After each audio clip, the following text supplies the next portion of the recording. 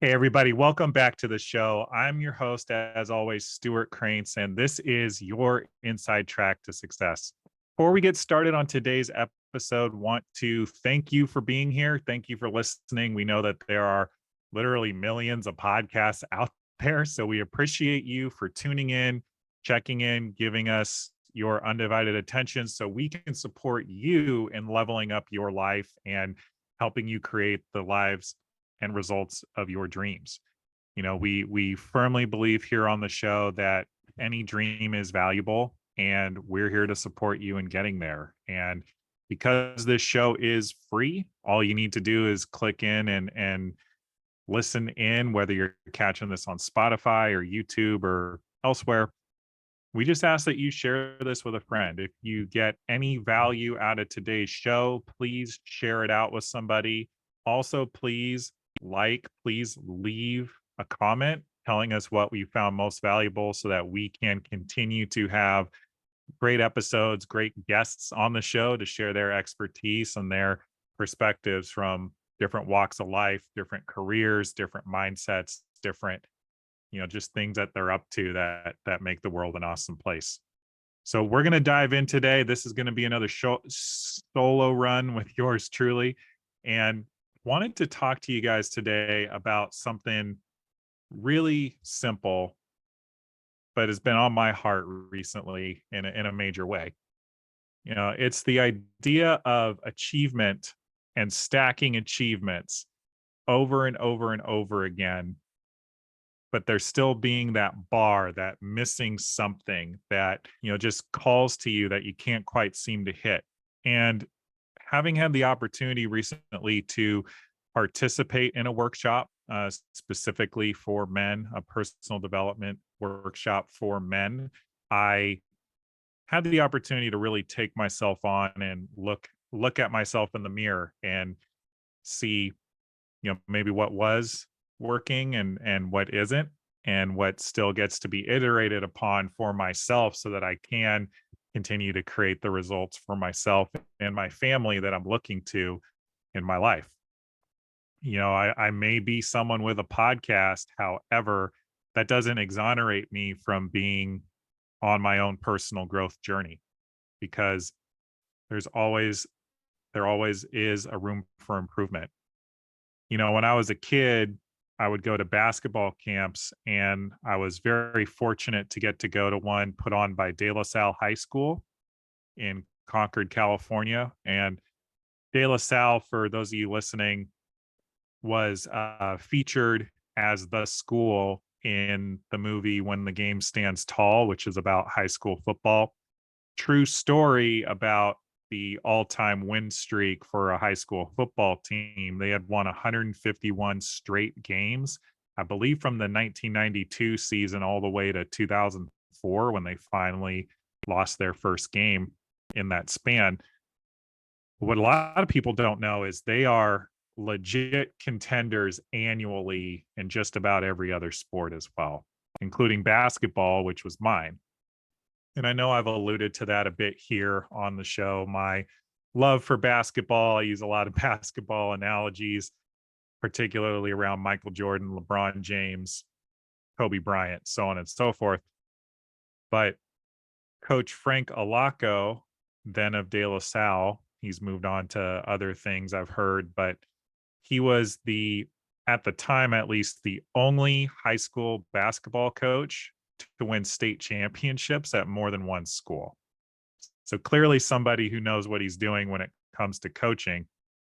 And he would always say the greatest room in the world is the room for improvement. So no matter who you are, where you're coming from, there's always something we can get better at. And the greats all know that. Again, just going back to basketball, Kobe Bryant famously would make 1,000 shots a day. And when you go in with that type of mindset, which we all know of as his Mamba mentality, he is committed to making 1,000 shots a day.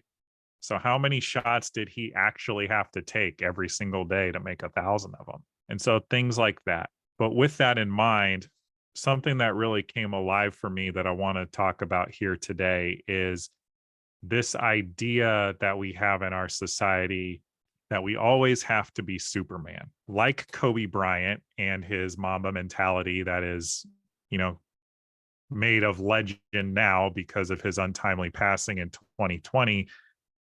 Our society values the high achieving, the goal crushing, the go, go, go, do, I'll sleep when I'm dead types.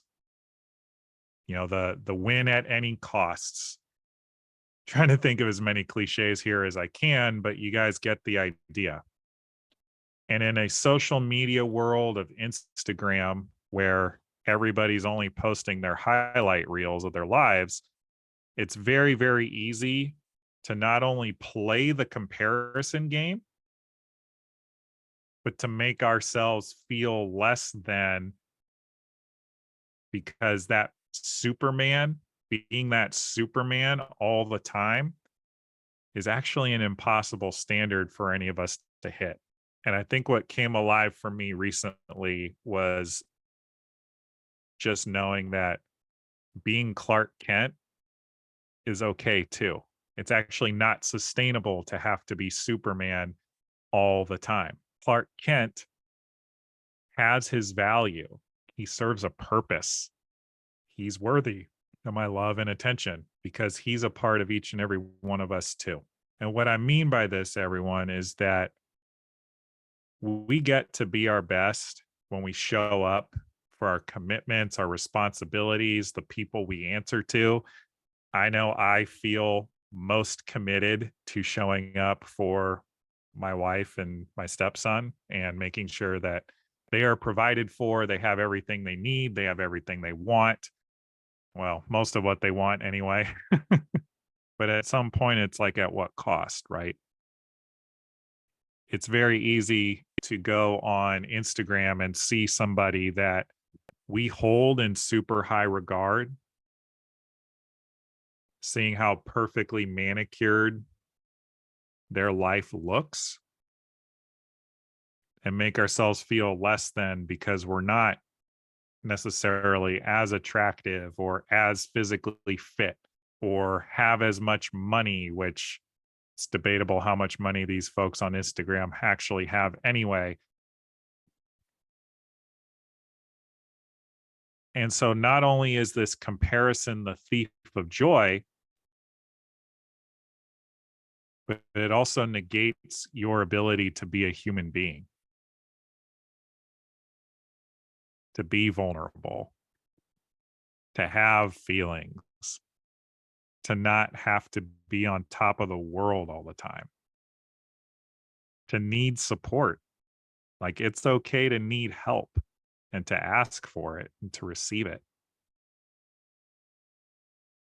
And in this culture that we live in of consistent achievement and excellence and exceptionalism, it's pretty easy for us to forget that our imperfections are actually quite perfect because they make us who we are. Dwayne "The Rock" Johnson has more Instagram followers than any other American male. He has bad days too. We just don't see it because of his perfectly manicured image that he presents and that his team presents, his publicists present, so that he can continue being Dwayne "The Rock" Johnson.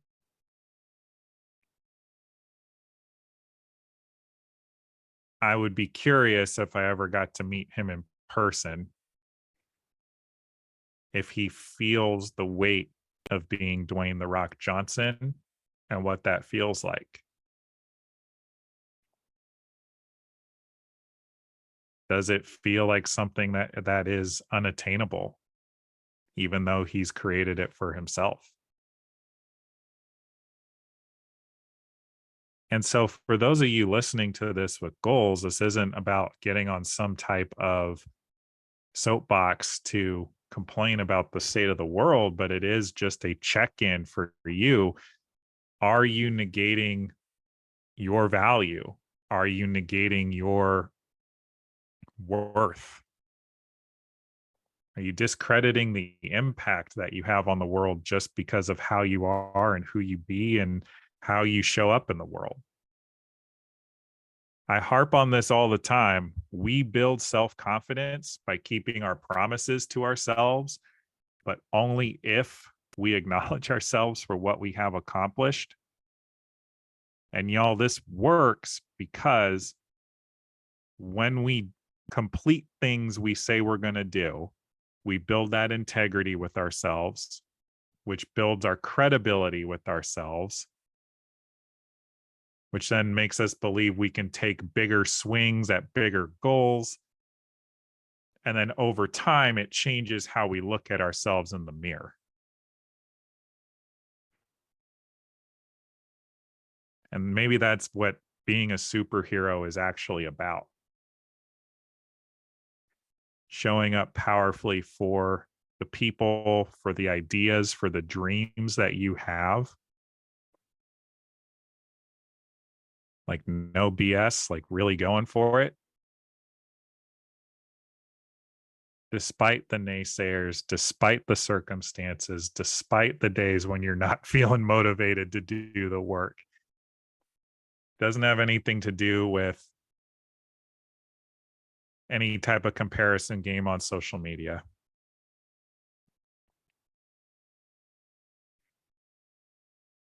It's just an outlet for one-upsmanship.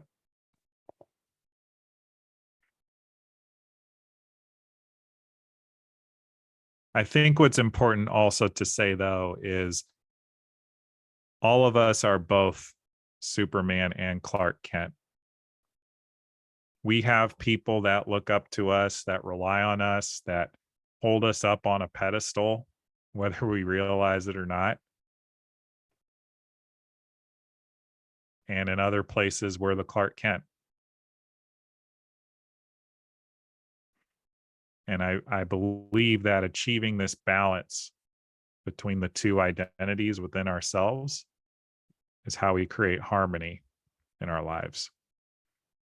Showing up strong and powerfully in this area while giving myself time to recover, recuperate, receive coaching, receive support, pouring into myself, taking a rest day as needed. Where in your life are you Superman or Superwoman? And where are you the Clark Kent? And how can you learn to love both sides of the coin?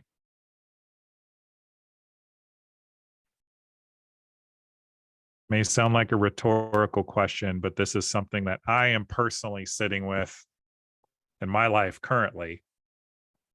And as I sit on this question more, it's unlocking a lot for me in terms of how I show up in relationships, how I show up in my business, how I show up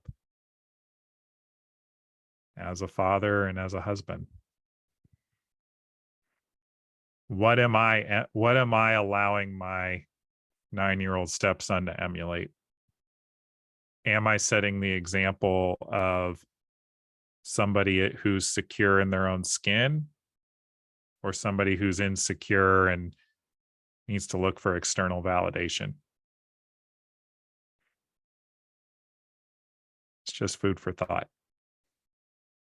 And I'm sharing it here because I imagine it is relevant to somebody listening to this. Where are you Superman and where are you Clark Kent? And how can you make sure that neither one of them are wrong? Again, we are both sides and they both have their day in the limelight.